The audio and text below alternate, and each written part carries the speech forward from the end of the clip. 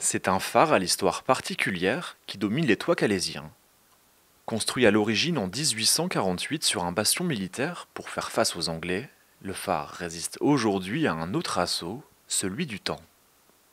Même si le gardien a déserté les lieux depuis bien longtemps, c'est une association, Opale Tour, qui a pris possession des murs et éclaire les visiteurs durant leur visite.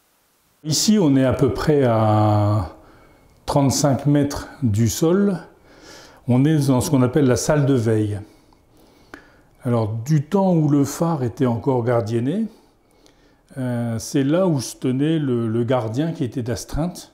C'est-à-dire qu'on est à 2 étages de la lentille, parce qu'il fallait pouvoir monter souvent dans la nuit, soit pour remonter le mécanisme pour faire tourner la lentille, soit pour nettoyer la lentille, parce que quand c'était éclairé avec du pétrole ou de l'huile de colza, forcément il y avait de la suie, et il fallait constamment nettoyer et entretenir le système.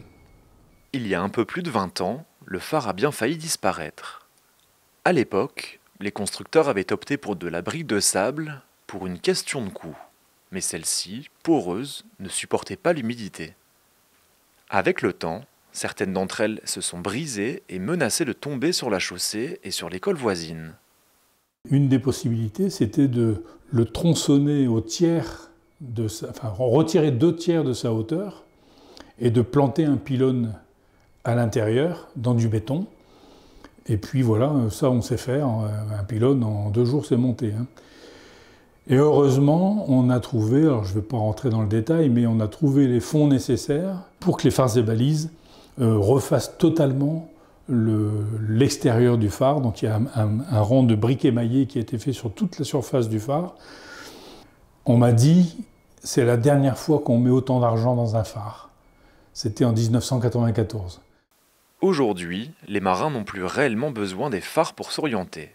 Les GPS, radars et autres systèmes d'aide à la navigation sont devenus la norme. À quoi bon conserver ce phare qui ne remplit plus vraiment sa fonction première ? Donner un signal lumineux aux bateaux dans le détroit du Pas-de-Calais.